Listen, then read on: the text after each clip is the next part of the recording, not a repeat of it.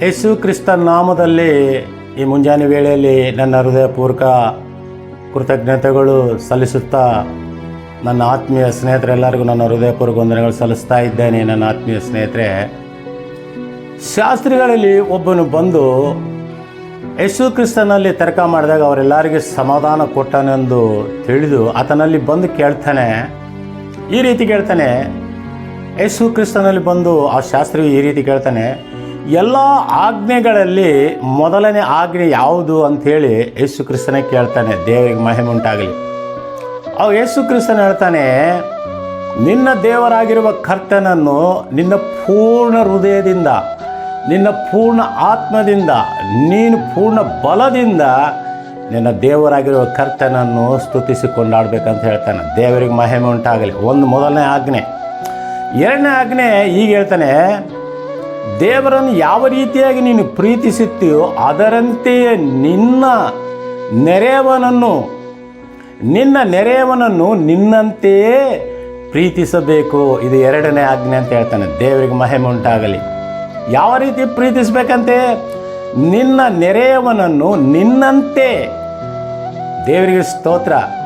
ನಿನ್ನನ್ನು ನೀನು ಎಷ್ಟು ಪ್ರೀತಿಸ್ಕೊಳ್ತೀವೋ ನಿನ್ನನ್ನು, ಅದರಂತೆ ನಿನ್ನ ನೆರೆಯವನನ್ನು ಪ್ರೀತಿಸಬೇಕಂದು ಹೇಳ್ತಾನೆ. ದೇವರಿಗೆ ಮಹಿಮೆ ಉಂಟಾಗಲಿ. ಎಂಥ ಒಳ್ಳೆಯ ಮಾತು ನೋಡಿ ನನ್ನ ಆತ್ಮೀಯ ಸ್ನೇಹಿತರೆ.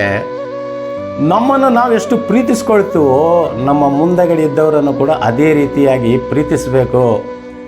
ನಮ್ಮಲ್ಲಿ ಅಂಥ ಗುಣಗಳಿದೆಯಾ? ಮುಂಜಾನೆ ವೇಳೆಯಲ್ಲಿ ನನ್ನ ಆತ್ಮೀಯ ಸ್ನೇಹಿತರೆ, ನಾನು ಚೆನ್ನಾಗಿದ್ದರೆ ಸಾಕು, ನನ್ನ ಕುಟುಂಬ ಚೆನ್ನಾಗಿದ್ದರೆ ಸಾಕು, ಯಾರಾದರೂ ಏನಾದರೂ ಆಗೋಗಲಿ ಅಂಥೇಳಿ ಇನ್ನೊಬ್ಬರ ಮೇಲೆ ಅಸೂಯೆ ಪಡೋದು, ದ್ವೇಷ, ಈರ್ಷ್ಯ, ಮತ್ಸರ ಪ್ರತಿಯೊಂದು ಮನಸ್ಸಿನೊಳಗಡೆ ಇಟ್ಕೊಂಡು ತನ್ನ ಮುಂದಗಡೆ ಇದ್ದಂಥ ಕೀಳಾಗಿ ನೋಡುವಂಥ ಜನರು ಈ ದಿನ ಇದ್ದಾರೆ ನನ್ನ ಆತ್ಮೀಯ ಸ್ನೇಹಿತರೆ.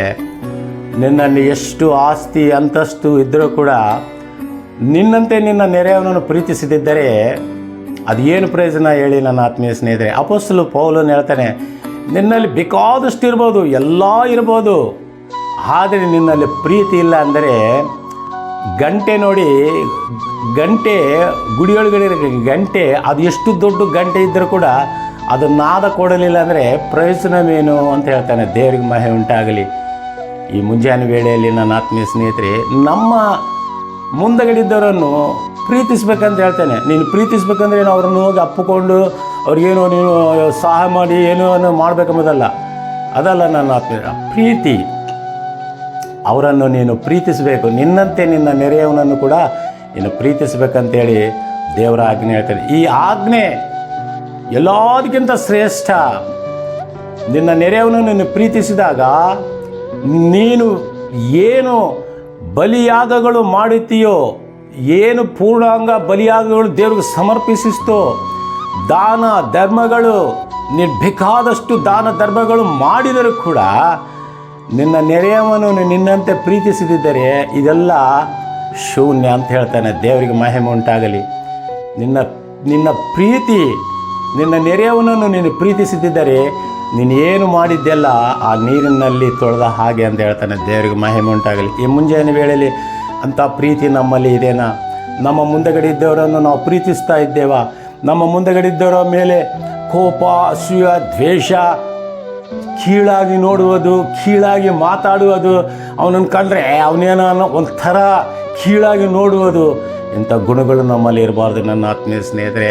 ಯೇಸು ಕ್ರಿಸ್ತನ ರಕ್ತದಲ್ಲಿ ನಾವು ತೊಳೆಯಲ್ಪಟ್ಟಾಗ ಜೀವವುಳ್ಳ ದೇವರ ನಮ್ಮ ಹೃದಯದೊಳಗಡೆ ನಿವಾಸ ಮಾಡುವಾಗ ನಮ್ಮಂತೆ ನಾವು ಎಲ್ಲರನ್ನು ಪ್ರೀತಿಸಬೇಕು. ಆ ಪ್ರೀತಿ ಹಂಚ್ಕೋಬೇಕು ನನ್ನ ಆತ್ಮೀಯ ಸ್ನೇಹಿತರೆ. ಪ್ರೀತಿ ಕೊಡೋದ್ರಿಂದ ಹೋಗೋದಾದರೆ ಏನಿದೆ, ಏನು ನಷ್ಟ ಇದೆ ನಮ್ಮಲ್ಲಿ ಹೇಳಿ? ನಮ್ಮ ಮುಂದಗಡಿದ್ದರನ್ನು ನಮ್ಮಂತೆ ಅವರನ್ನು ಪ್ರೀತಿಸ್ಬೇಕಂತೇಳಿ ದೇವರು ಈ ಆಜ್ಞೆ ಕೊಟ್ಟಿದ್ದಾನೆ. ಈ ಪ್ರೀತಿ ಮುಂದೆ ಎಲ್ಲನೂ ನೀನು ಏನು ತ್ಯಾಗ ಮಾಡಿದರೂ ಕೂಡ ಆ ಪ್ರೀತಿ ಮುಂದೆ ನಿಲ್ಲಲ್ಲ ನನ್ನ ಆತ್ಮೀಯ ಸ್ನೇಹಿತರೆ. ಮುಂಜಾನೆ ವೇಳೆಯಲ್ಲಿ ಅಂಥ ಪ್ರೀತಿ ನಮ್ಮಲ್ಲಿ ಇರಬೇಕು. ಯೇಸು ಕ್ರಿಸ್ತನು ತೋರಿಸಿದಂಥ ಪ್ರೀತಿ ನಾವು ಇನ್ನೊಬ್ಬರಿಗೆ ಕೊಡಬೇಕಂತೇಳಿ ಯೇಸು ಕ್ರಿಸ್ತನನ್ನು ಹೇಳ್ತಾನೆ. ದೇವರಿಗೆ ಮಹಿಮೆ ಉಂಟಾಗಲಿ. ಆಮೇನ್.